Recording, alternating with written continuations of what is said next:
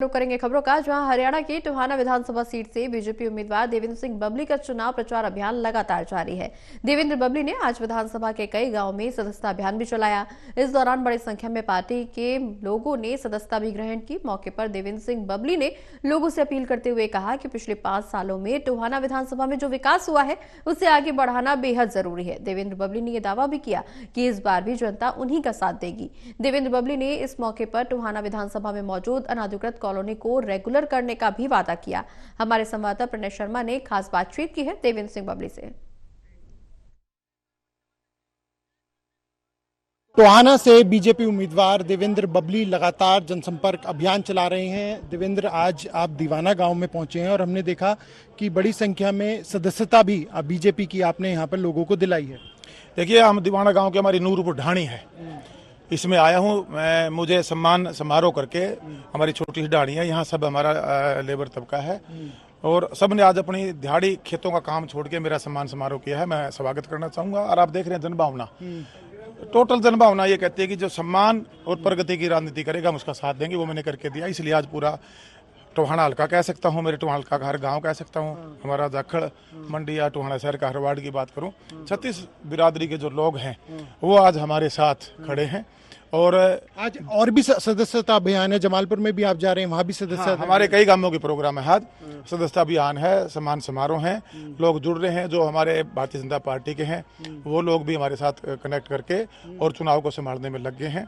और एक मजबूत जीत भारतीय जनता पार्टी का जो हमारे मुझे कैंडिडेट के रूप में उतारा है, कमल के फूल के सिंबल जो मुझे दिए कर यहाँ पर मैं चुनाव लड़ रहा हूँ, उसके सामने का बटन दबाकर 1.25 लाख वोट देकर, मैं आपको आज बता रहा हूँ 1.25 लाख से ज़्यादा वोट देकर टोहाना हल्का की जनता, हमारे बड़े बुजुर्ग हो, हमारी माताएं हो, हमारे युवा साथी हो, हमारी बहनें हो, मुझे विधानसभा में भेजने का काम करेगी ताकि जो काम मैंने शुरू कराए हैं मैं इनको पूरा कर सकूँ और जो सम्मान की राजनीति टोहाना में लेके आया है इसको हम बरकरार रख सकें। एक सवाल ये है कि जो कॉलोनीज का भी आपने जिक्र किया और ये हमने भी जब सर्वे किया था तो कॉलोनी का मुद्दा काफी ज्वलंत है यहाँ पर, उसे रेगुलराइज कराने का मुद्दा भी काफी ज्यादा लोगों के द्वारा उठाया जा रहा है। इसे लेकर क्या रोड मैप है और कितना काम आपके कार्यकाल के दौरान किया गया? देखिएगा, हमने 10 कॉलोनियां पास कराई हैं और करीबन 17 कॉलोनियां हमारी जो और हैं वो बची हुई, उनकी फाइल गई हुई, लास्ट मोमेंट में थी, आचार संहिता लग गई। पूरा शहर की एक कॉलोनी को हम पास करने का काम करेंगे। जो मूलभूत सुविधाएं हैं उसमें पीने का स्वच्छ पानी देना है, सीवर व्यवस्था देनी है, लाइटिंग की व्यवस्था है, सड़कें बनानी है, टोटल काम हम करके देंगे। ऐसे ही हमने टोहाना का और जाखड़ का दोनों का ये जो इनका प्रोसेस में काम था, कुछ पास होकर आई है, जाखड़ की भी हुई है, टोहाना की भी हुई थी, कुछ बाकी है। आने वाले समय में जब जनता मुझे विधानसभा भेजेगी उनको भी कंप्लीट कराएंगे। टोहाना बदल रहा है, टोहाना विकास के पथ पर है।